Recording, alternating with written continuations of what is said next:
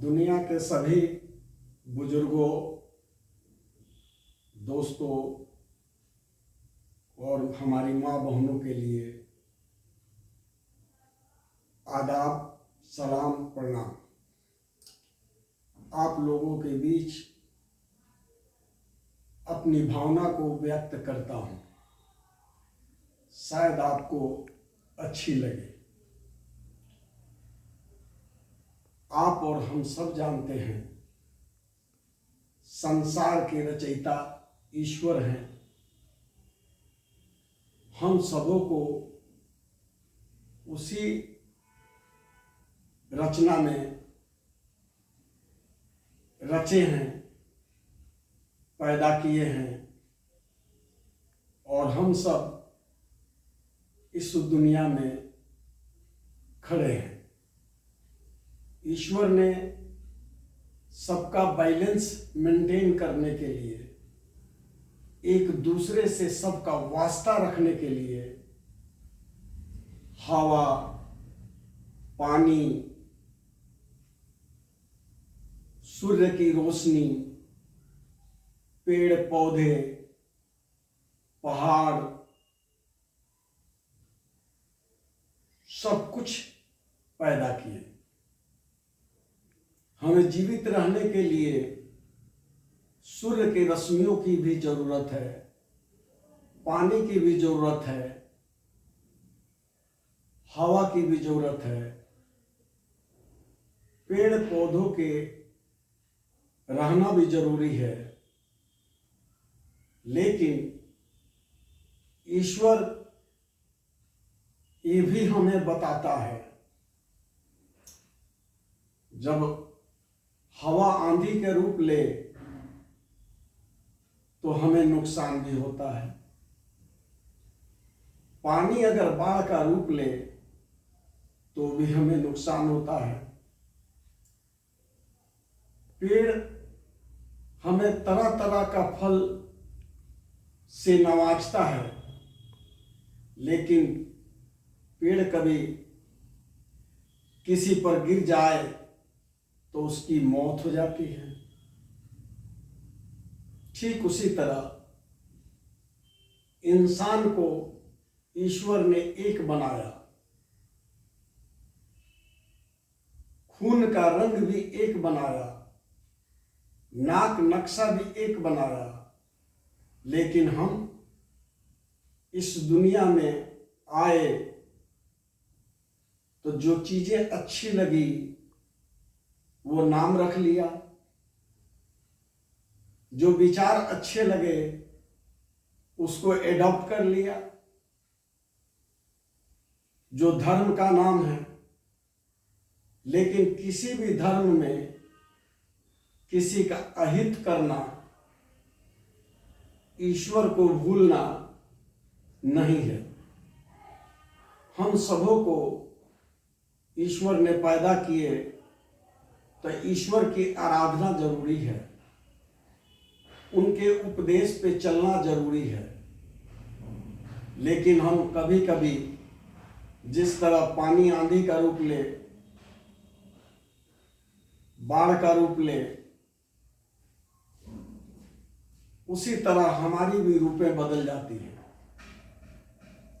कोई इंसान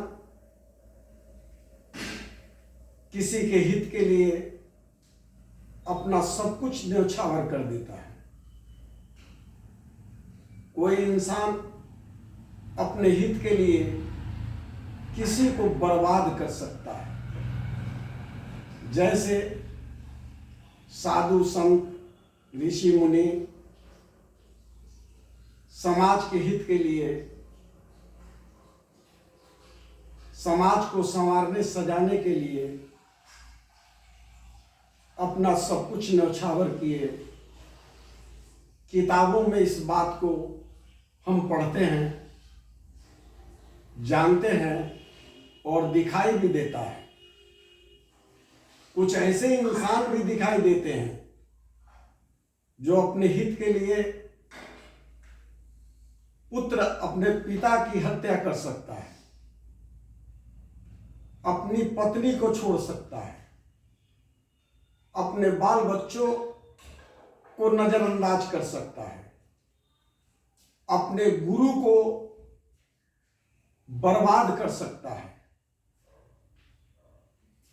यह भी पढ़ने को, देखने को, सुनने को मिलता है और हम देखते हैं,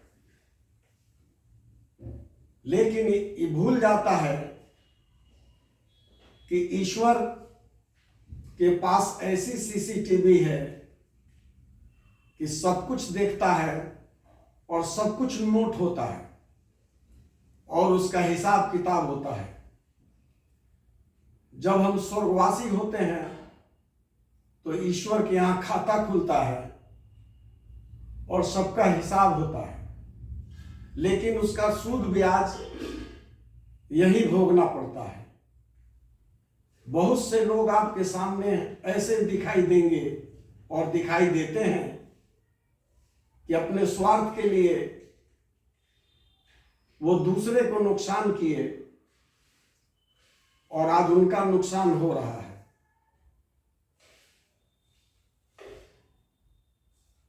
उनके स्वभाव और नेचर पे आधारित कोई साथी मिल गया, चेला मिल गया, उसको संवारने सजाने का काम किए। जब वो सज गया, संवर गया, तो ईश्वर का सूद ब्याज वही लौटा दिया। क्योंकि ईश्वर को जो करना होता है तो खुद नहीं आते हैं, किसी से करा देते हैं और वो मिल जाता है। बहुत से लोग हैं जो सामने हैं, अपने स्वार्थ के लिए जो कर्म किए हैं उसका फल मिल रहा है, और जो कर रहा है अभी नहीं तो कल मिलेगा। यही दुनिया है। इसलिए हम सबों को इस बात पे यकीन मानकर चलना चाहिए कि हम सब एक हैं, सर्वधर्म संभाव है, सर्वधर्म संभाव है, और आपस में बैर रखने की बात किसी धर्म में नहीं है। खून का रंग भी एक है, रहन सहन भी एक है। शरीर के किसी भी अंग को काटकर किसी भी जांच घर में दे दिया जाए तो नहीं पता सकता कि हम किस धर्म के हैं। इसलिए धर्म धारण करते हैं, इसलिए कि हमें अच्छी बातें मिले, ईश्वर जो शिक्षा दे उसको अपनाएं और स्वर्गवास हुए तो हमारा हिसाब अच्छा हो। बहुत बहुत शुक्रिया। जय हिंद, जय भारत।